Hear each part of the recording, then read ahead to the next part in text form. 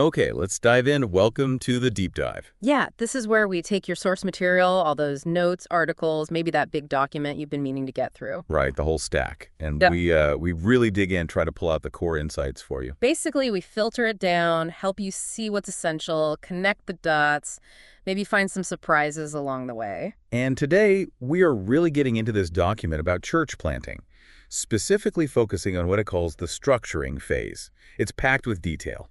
It really is. So our goal here is to unpack what this structuring phase actually involves. Why is it so critical? Why can't you just skip it if you want growth and sustainability? And how do we actually navigate it?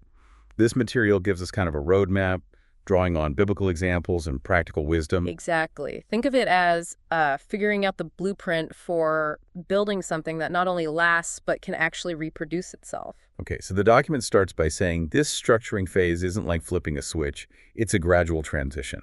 Right. It comes after the initial establishment phase where the group is already functioning, as a basic congregation. They're meeting, maybe some early leadership is emerging. But then things start to shift. Ministries expand. Yeah, ministries grow, members get empowered, really step up into significant roles. The church's impact starts reaching beyond just the members out into the community. And you start seeing more formal processes, like calling specific spiritual leaders and sorting out the legal side of things. Exactly. Legal status often comes into play here. And the key point the material makes is that growth demands new structures. If you don't adapt, things can really start to fray around the edges. Effective ministry becomes much harder. You can't just keep operating like a tiny group when you're not tiny anymore. You really can. And this phase is also where you really need to solidify those traditional marks of a mature local church. The three selves. The indigeneity concept. Yeah, those are fundamental, aren't they? Remind us. Super important. First, self-propagating. This means the local believers themselves are the ones doing the evangelism, making disciples. It's happening from within. Okay. Second, self-governing. Full spiritual leadership is in the hands of local folks, not outsiders calling the shots. Right. And third, self-supporting.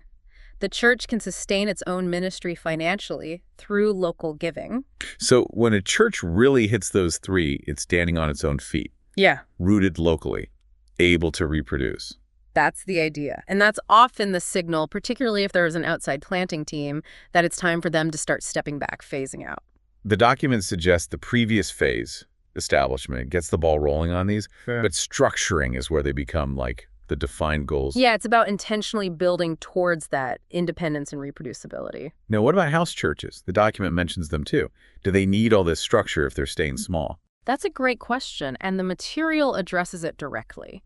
It argues, yeah, they do need structure, maybe not identical to a large traditional church, but essential structure nonetheless. For things like? Well, developing leaders across the network, connecting different house churches so they're not isolated, facilitating, say, specialized ministries, maybe youth work or something specific, and coordinating efforts that are bigger than one small group can manage, like community outreach. So structure isn't about buildings or size necessarily. It's about organizing for health and for mission. Exactly. It's about effective function. Okay, so the document then really grounds this idea of structuring in the Bible, shows it wasn't just made up later. Where do we see this in the early church?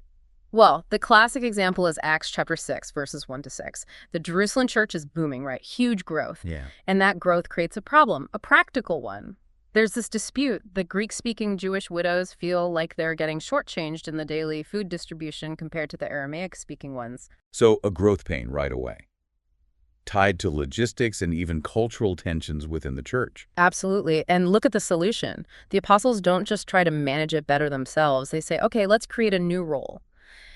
They have the congregation choose 7 men, we often call them deacons, specifically to handle this ministry. A new structure, a new team to meet a specific need that arose from growth. Precisely.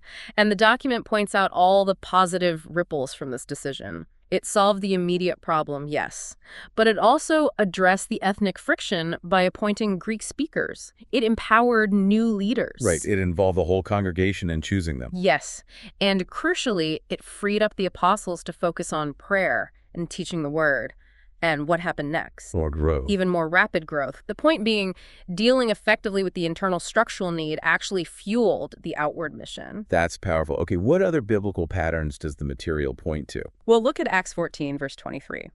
Paul and Barnabas are revisiting churches they planted not long before in South Galatia. And what do? They appoint elders in each church. Formalizing local leadership. Exactly. Before they leave. It's about entrusting the flock to qualified local shepherds, a key structuring step. And then you have the letters like 1 Timothy and Titus, the pastoral epistles. Right. These are written to guys leading more established churches, and the issues are more mature church issues, aren't they? Qualifications for elders and deacons, how to handle problems with leaders, how to organize care for widows systematically. It shows that development, that increasing need for clear roles and processes as the church matures. You see the progression. And finally, the document points to Revelation 2 and 3, Jesus' messages to the 7 churches. These are assessments of existing, established churches, holding them accountable to standards of health and function. Okay, so the Bible shows this pattern. Growth leads to needs, needs require structure and leadership, and health needs ongoing attention. So let's get into the practical how-to from the document. The key steps in this structuring phase. First one, formally call leaders and fully entrust responsibility. Yeah. This is huge, and it pushes back against any idea that having, established leaders is somehow less spiritual or unbiblical. The material anchors this firmly in Scripture, 1 Thessalonians 5, Hebrews 13, verses about respecting and submitting to those who lead you. So having recognized leaders isn't just pragmatic, it's biblical. It's part of God's design for the church. And the document argues that formally appointing mature local leaders is maybe the most significant milestone. It shows the plant has truly taken root. It's what makes it possible for the initial planters to eventually step away, like Paul did with the Ephesian elders in Acts 20. But that raises a tricky question the material tackles. How do you know when they're ready? When are they mature enough? Paul appointed elders pretty quickly in Galatia, but later warned Timothy and Ephesus not to appoint recent converts. That's a really critical tension. And the insight here is that maturity isn't just about time, it's relative. It's about demonstrated character, faithfulness, their ability to actually shepherd people. And yeah, maybe the standard needs to be higher in a more complex, established situation like Ephesus compared to a brand new plant. And deciding who and when. That's not just strategy, it's deeply spiritual. Absolutely. The document stresses prayer and fasting in this, like in Acts 14, and it includes a pretty sobering story about the millet people in Bulgaria. What happened there? They saw amazing initial growth, but then things stalled. And a big part of the problem was issues with the church leaders, conflict, power struggles, not caring for people properly. Wow. That really underscores how vital choosing the right leaders is. It absolutely does. And the material also warns about the opposite problem, planters sometimes being reluctant to ever fully entrust leadership to locals, always seeing them as not quite ready. Which creates dependency. It's exactly unhealthy dependence. Yeah. And it traps the planter. So knowing who to empower, when, and how, that takes real discernment, prayer, and courage to actually let go. Okay, that's a weighty process. Yeah. Second key step, initiate new ministries and structures to meet needs. Right. We saw this with Acts 6, but it's broader than that. The core idea is growth brings complexity. Growth brings new needs. You could call them growth pains. Yeah. And if the church doesn't adapt, doesn't create ways to meet those needs, it's likely going to hit a wall, stagnate, or face internal crises. You simply can't function effectively as you grow without adapting your structures. So many churches seem to get stuck right there, trying to operate like they did when they were tiny. And it's a recipe for frustration and burnout. Acts 6 is the positive example again. Creating the deacon role solved the immediate problem, yes, but it did so much more. Addressed tensions, empowered people, freed leaders, and led to more growth. It shows that structuring isn't just bureaucracy. It's about building capacity for ministry. Real ministry. Totally. And the document also mentions 1 Timothy 5, the care for widows in Ephesus. As that need grew, Paul outlines a more systematic approach, specific criteria. That's structural adaptation, too. And it's not just about internal needs, right? The material talks about looking outward. Yes, very important. Identifying needs in the wider community, launching ministries of compassion, social transformation, caring for the poor, the marginalized. Also addressing deeper personal needs within the church, counseling for those with addictions, past trauma, and maybe specific groups like youth or seniors. And even reaching new groups entirely, like that example from Monrovia. Yeah, the former child soldiers. A local believer just saw the need and started street worship. Amazing initiative leading to cross-cultural outreach right there. But there's a crucial caveat in the document. What's that? Only start these new ministries when you have motivated local workers ready to own them and run them. Don't create something that relies solely on the planter or outside resources. Exactly. Avoid that dependency track. The planter should train, equip, encourage, but resist the urge to do it all themselves, because if they do, locals learn passivity and the planter can never leave. Ideally, you raise up the leaders as you initiate the ministry. Okay, step 3. Multiply workers by training leaders to train others. This sounds like the powerhouse for reproducibility. It really is. The document makes a key distinction. Reproduction might be the planter training leaders, but multiplication, that's when those leaders then train others who can then train others. The Timothy 2.2 model. Paul trains Timothy, Timothy trains faithful people, they train others. 4 generations deep. That's the picture. The planter's role shifts dramatically here. They go from being the main engine, the primary model, to being a mobilizer, a mentor, a multiplier. Their job is equipping people who can equip people. And that applies at all levels, not just the top elders. Absolutely. Cell group leaders should be training apprentice leaders. Ministry team leaders equipping new team members who can eventually lead. It's about building that capacity throughout the body. And there's a vital practical point here. Which is? The methods used for training have to be reproducible in that context, easily imitated by local believers. So adapting to culture, literacy levels. Yes. If people don't read much, use oral methods, stories, drama. If formal education is low, use simple, clear language. Avoid complex jargon. The material warns that, say, a seminary-trained planter might unintentionally use methods or set standards that locals feel they could never possibly replicate. Which would kill multiplication right there. It absolutely would. And the document even suggests being open about your own resources, like showing people how you use a simple Bible dictionary, demystify it, model reproducible ministry. Okay, multiplication is key. 4th step. Assimilate new believers and visitors. This hits a common pain point. Oh, yeah. Attrition is a huge problem as churches grow. It just gets harder to connect newcomers meaningfully. When you're really small, it happens almost automatically, right? Face to face. Everyone knows everyone. It's easy. But as you grow, that breaks down. And the document argues many churches hit a crisis, maybe around year 5, because they haven't built intentional pathways for assimilation. And that leads to stagnation, burnout for the few who are serving. It's a downward spiral. The material actually outlines a typical unhealthy path churches take here. Can you walk through that? Sure. Stage 1 is launch. Small, relational, shared decisions, lots of energy. Everyone feels connected. Most people serve. Feels great. The honeymoon period. Kind of. Then comes growth. Workload increases. Leadership starts to formalize a bit. The original core group carries more and more of the load. You start getting more attenders who aren't really connected or serving. Assimilation becomes hit or miss. And that leads to the critical stage. Yeah. This is where it gets painful. Assimilation is poor. People feel anonymous, passive. The core group is overloaded, burning out. Leadership gets concentrated in just a few hands. And sometimes that core group starts, maybe subconsciously, resenting the newcomers while also clinging to control. New folks feel unwelcome. Ouch. The document lists some warning signs for this stage. Definitely. Listen for things like, remember when we all fit in the living room, or I don't know anyone here anymore. Watch for leaders resigning from burnout. Notice if numerical growth stops feeling like a blessing and starts feeling like a burden because you can't integrate people. Recruiting volunteers becomes really hard. Some churches, the material notes, just plateau completely because the original workers simply gave up. That sounds awful. So what's the healthy alternative? How should churches handle assimilation as they grow? The healthy way involves being intentional on 2 fronts. 1, keep using small groups, cell groups, whatever you call them, for that close, personal, family connection. But 2, also intentionally integrate people into ministry teams.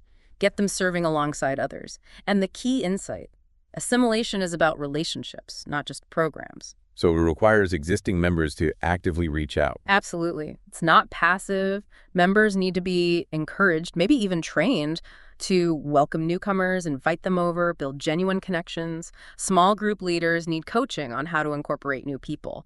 Both small groups and serving teams become places where people discover their gifts and start using them. And that's often where future leaders emerge. Yes. The document makes a strong case that the best leaders usually rise up from those who've proven faithful in smaller roles, first leading a cell group, helping on a ministry team, and it warns strongly against rushing unproven or newly assimilated people into significant leadership too soon. Makes sense. Does transparency help here too? It does. Making leadership structures and decision-making visible, maybe inviting team leaders to sit in on elder meetings sometimes.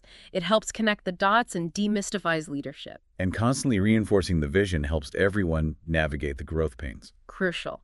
Reminding everyone why you exist to make more and stronger disciples, that helps people embrace growth, see new faces as opportunities, and you need strategies to prevent burnout. Sabbaticals, rotating roles, delegating, welcoming new ideas, keep the core healthy and energized. Okay, step 5. Evaluate church development and health.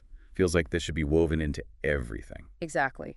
The document frames it not as a corporate checklist, but as a life skill, even a spiritual activity. It links it to James 1, the word as a mirror, Luke 14, counting the cost, James, again, asking for wisdom. So it's part of the church's spiritual rhythm, not just an annual meeting agenda item. That's the ideal. And the best evaluation, the material says, is ongoing. It's corporate, involving different voices, not just the pastors. It's specific, leading to clear next steps. And it's productive, resulting in actual plans and prayer. What are the key areas to evaluate? First, overall congregational health. Are we actually doing what the Bible says churches should do? Are our activities aligned with our purpose? Are we setting the right priorities? Are our ministries effective? And here's a tough one. The document warns that more activity doesn't equal more health.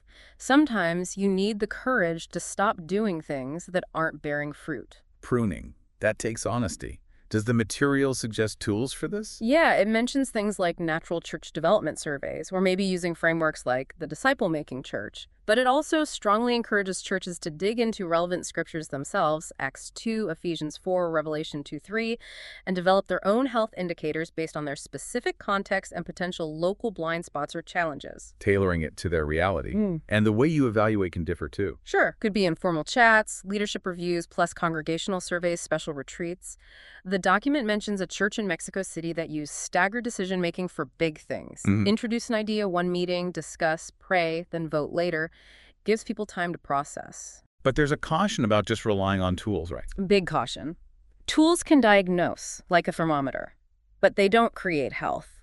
The source argues that ultimate health comes from a vital, dependent relationship with Jesus, John 15, abiding in the vine. And the church's health reflects the spiritual vitality of its members, especially its leaders. Which brings us to the second evaluation area, leadership health. Absolutely critical. Jesus' question, right? Can the blind lead the blind? Leaders set the pace, the spiritual tone. If they're not healthy, the church won't be. And during structuring, the planter's role shifts. They need to focus more on equipping and caring for those leaders. It's easy to assume leaders can just take care of themselves. Very easy. Or for the planter to just keep trying to meet all the needs directly. But the document stresses that leaders need intentional care, mutual encouragement, accountability, iron sharpening iron. Regular times for sharing, prayer, mentoring, separate from just business meetings, are vital for preventing burnout and keeping them spiritually strong. Care for the caregivers. Okay, third evaluation area, kingdom impact. Yeah, this pushes beyond just internal health. Are we actually making a difference outside our walls? The document reminds us that transformation is the Spirit's work, but we can hinder it, grieve, or quench the Spirit. Guarding against just going through the motions or becoming inwardly focused. Exactly. Real impact flows from genuine spiritual vitality spilling out, changed lives, healed relationships, freedom from sin, the fruit of the Spirit being evident. The material warns against things like nominalism or syncretism, just kind of blending cultural habits or old beliefs like materialism or maybe even occultic stuff with a thin layer of Christianity. That shows faith hasn't gone deep. And those things are hard to root out. They are. Needs solid teaching, modeling, prayer, real experiences of Christ's power. Reproducing churches full of shallow faith doesn't honor God. And leaders need to ask, are we influencing our community? Or are we just consumed with our own programs? Challenging the church to look beyond its own walls. Yes. Engaging community needs, showing Christ's love in tangible ways. That outward focus is a sign of health. Okay, step 6. Organize the church legally.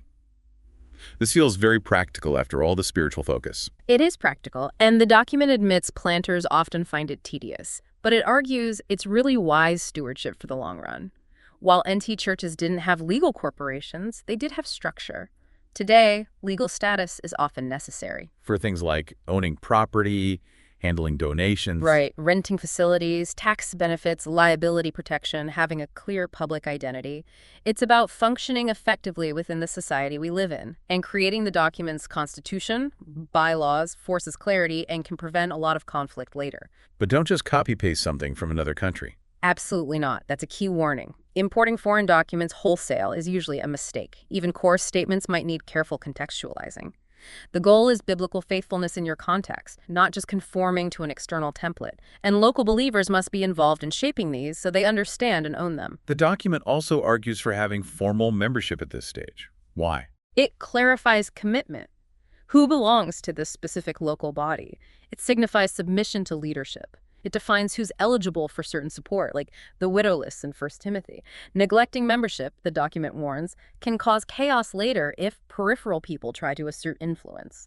So how should churches go about this organizing process? Any tips?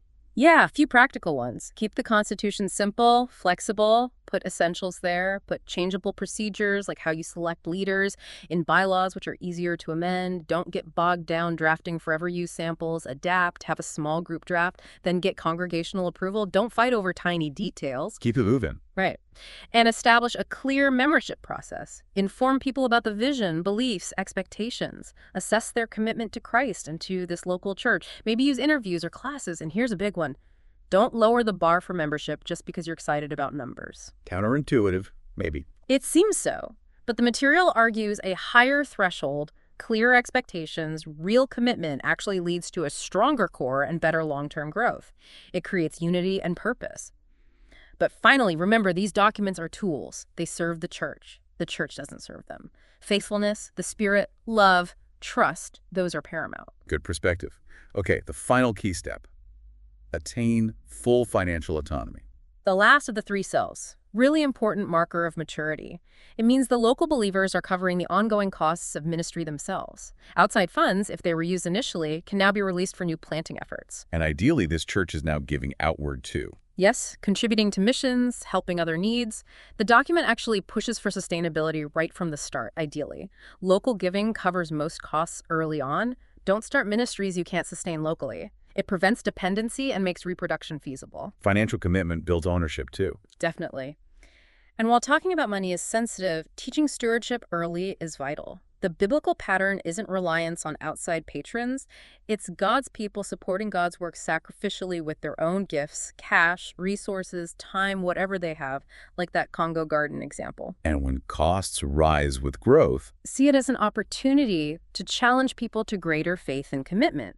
Motivation comes from vision, seeing God work, seeing their gifts make a difference, not guilt trips. and even if internal costs are low, encourage giving to missions or compassion. Yes, so Yeah. they experience that joy of giving Jesus talked about. Okay, so those 7 steps, leaders, ministries, multiplication, assimilation, evaluation, legal structure, finances, they all tie back to addressing those critical issues churches face as they grow. Exactly, they're the practical solutions. Multiplying workers. Step 3, training trainers. Need-oriented ministries. Step 2, initiating new structures, preparing for growth. That's evaluation, assimilation, leadership, finances, steps 5, 4, 1, and 7. It's a really integrated approach, not just random pieces. Right. It's about building a healthy, functioning body that can sustain growth and fulfill its purpose. And completing this phase means the planting team is nearing the exit. Yeah. The emphasis is that structuring isn't about settling down. It's about getting positioned for more effective ministry and, crucially, for reproduction. Healthy churches multiply. Ministries are now led by locals. The planter's focus shifts again. Sharply, towards reproducing leaders who can go plant the next church. There's a great quote from Tom Steffen in the material that sums this up. Yeah, he talks about structuring for servant-based multiplication and the trauma of departure, not control or premature departure.